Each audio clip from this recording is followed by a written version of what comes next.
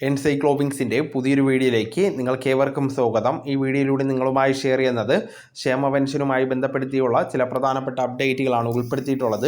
നമ്മുടെ വീഡിയോസ് ആദ്യമായി കാണുന്ന സുഹൃത്തുക്കളാണെങ്കിൽ ആദ്യമായി തന്നെ ചാനൽ ഒന്ന് സബ്സ്ക്രൈബ് ചെയ്യുക. അപ്പോൾ നമുക്ക് വിശദാംശങ്ങളിലേക്ക് അടക്കാം.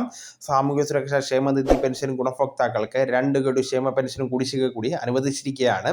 ശനിയാഴ്ച മുതൽ തന്നെ വിതരണം ആരംഭിക്കുന്നതാണ്. 1650 കോടി രൂപ ഇതിനായിട്ട് അനുവദിച്ചതായിട്ട് ധനമന്ത്രി KN ബാലഗോപാൽ വ്യക്തമാക്കിയിട്ടുണ്ട്. മെയ് മാസത്തെ പെൻഷനോടൊപ്പം തന്നെ 1 ഗഡു കുടിശ്ശിക കൂടിയാണ് വിതരണം ചെയ്യുന്നത്. 62 ലക്ഷത്തോളം ഗുണഭോക്താക്കൾക്ക് 3200 രൂപ വീതം ലഭിക്കുന്നതാണ്. 5 ഗഡുവാണ് ക്ഷേമ പെൻഷൻ കുടിശ്ശിക ഉണ്ടായിരുന്നത്. അതിൽ 2 ഗഡുവിൻ്റെ ക്ഷേമ പെൻഷൻ തുകയാണ് ഇനി കൊടുക്കുവാനായിട്ട് അവശേഷിക്കുന്നത്. സാമൂഹ്യ സുരക്ഷാ പെൻഷൻ വീടുകളിൽ എത്തിക്കുന്നതിന് ഗുണഭോക്താക്കൾ തുക നൽകേണ്ടതായിട്ടില്ല എന്നും തദ്ദേശ സ്വയംഭരണ വകുപ്പ് കഴിഞ്ഞ മാസം തന്നെ വ്യക്തമാക്കിയിരുന്നതാണ്. ക്ഷേമ പെൻഷൻ വിതരണത്തിനായിട്ട് സഹകരണ സംഘങ്ങൾ വഴി ഓരോ ഗുണഭോക്താവിനും 30 രൂപ ഇൻസെൻറ്റീവായി സർക്കാർ അനുവദിക്കുന്നുണ്ട്.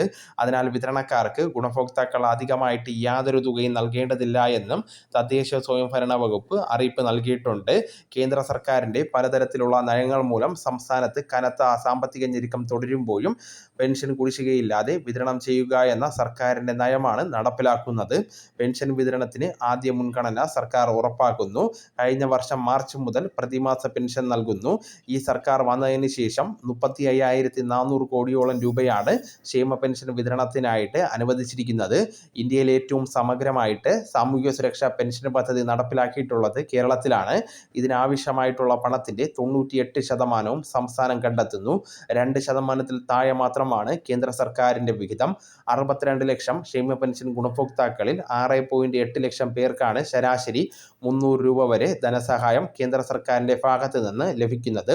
അപ്പോൾ പെൻഷനുമായി ബന്ധപ്പെടുത്തിയിട്ടുള്ള മസ്റ്ററിംഗ് ഉൾപ്പെടെയുള്ള മറ്റു കാര്യങ്ങളും നിങ്ങൾ ചെയ്ത് ഉറപ്പുവരുത്തുവാൻ ശ്രമിക്കേണ്ടതാണ്.